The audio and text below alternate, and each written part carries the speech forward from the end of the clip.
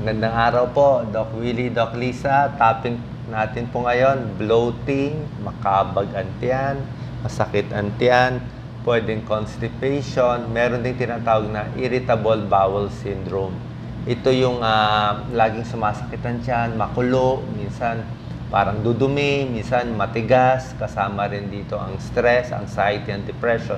May irritable. Actually, maraming may irritable bowel, yung laging makulo at mahangin. Meron tayong mga home remedies na na-try ko kasi medyo hindi ako happy sa mga gamot sa kabag minsan pabalik-balik lang, lalo lang sumasakit ang tiyan natin. So, meron tayong mga home remedies. Andito si Doc Lisa. Pero ang mga simple home remedies muna, before yung tuturo ko mga position, pwedeng hot water bag. Pwede ka namin ka, Doc Lisa? Yung nabibili po sa Mercury na hot water bag, mura lang yun doon. Pwede hot. Lapit mo na mic mo.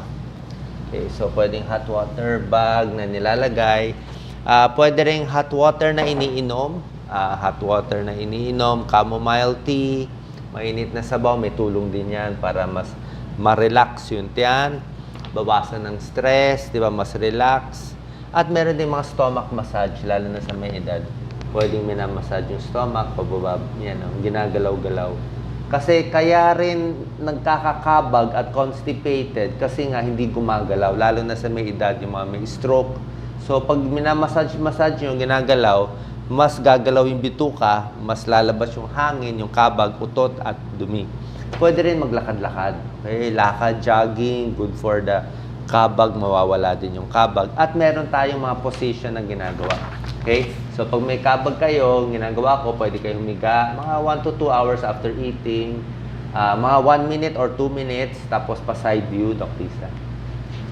Yan. So, sa kama nyo, mag-side view kayo. Pwede sa nakabanyan, side view. Mga 1 to 2 minutes. Ang ginagawa ko po kasi dito, yung hangin nababago yung position eh. Yung hangin kasi tumataas, so yung tiyan nagagalaw. So, yung hangin sa tiyan, para umikot sa intestine yan, pinapagawa ko ngayon. Mga 1 minute, 2 minutes. Tapos, pwede ka na mag-flat, Doc Lisa. Ikaw. Kabilang side naman. Yan. Another minute. Yan. 1 minute, 2 minutes. Hayaan nyo lang. Relax lang. Hinga lang malalim. Ikaw ba nauutot? Okay. So, 1 to 2 minutes. Kunwari, 1 to 2 minutes na flat naman, Doc Lisa. Dapa. Flat. Flat. Face down. Yan. So, naka-flat. Nawawa itong model natin. So, naka-flat siya, mga 1 to 2 minutes. So, inikot-ikot na natin yung tiyan. Pwedeng gumagalaw na yan. Baka nautot na kayo. Okay. Tapos, upright ulit, Doc Lisa. Knee to chest. Dahan-dahan tayo. Higa tayo. Sige. Gawin natin to. Ito po yung gusto kong position. Yung naka-squat siya. Tapos nakababa. Actually, hindi ko alam anong pangalan nito eh. Sabi na iba, parang praying position eh. So, yung iba tumutunog ang likod. Pero maganda dito, naiipitin yung tiyan, napapalabas yung hangin. So, pwede kayong mautot dito or yan, may tulong. O, higa na, Doc Lisa. Yung knee to chest na gagawin natin. Yan, nanana. Okay, unan. Knee to chest. Okay, 1 knee to chest. Pwede nyo rin gawin yan. Naiipit yung tiyan. Okay, normally, mga 5 times. Tapos siguro mga 10 seconds. Kabila naman, 5 times, mga 10 seconds. Yan. Bibilisan na lang natin. Pero pwede nyo po gawin. Okay? Tapos dalawa naman, double. Knee to chest, double. Yan, ipit nyo. Sarap yan. Actually, good for the back rin po to. Maganda sa likod. Ito yung tinatawag na positional release para matanggal ang kabag, hilo ka. Ang tingin tayo. Para matanggal ang kabag sa tiyan. Okay? Wala talaga to sa libro, pero nakita ko very effective, lalo kung nagtatai kayo, makabag. Na-try ko na several times. Ang merong tinuturo dito, yung yoga position for irritable bowel. Eh. May ganun. Yoga. Pero yung yoga position, sobrang hirap. Ay, nakabaligtad pa yung ulo, nakataas pa yung paa, sa dingding. Tingin ko, hindi kaya na may edad eh. Yung ganito, mas simple lang to, mas madali. Okay? Other tips, kumain ng regular, iwas sa gatas. Minsan yung gatas, yung mga may lactose intolerance.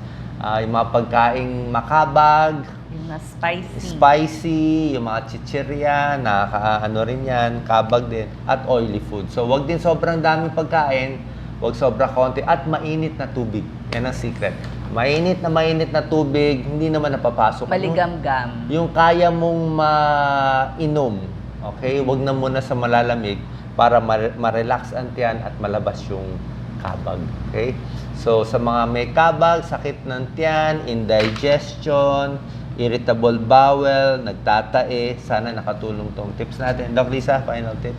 Yes. Kamusta feeling mo? Oo. Pag gusto nyo pong mawala yung maraming hangin sa tiyan, lalo na kung feeling nyo ayaw lumabas ng utot, pwede nyo pong gawin yung mga positions na tinuro natin. Basta ikot-ikutin mo lang. Ibig sabihin lang nun, mga a few minutes para umakyat yung umakyat yung hangin. Hindi pala umakyat. Lumabas yung Bumaba. hangin, gumalaw-galaw. At pag lumabas, makatulong sa iyong digestion. Salamat po.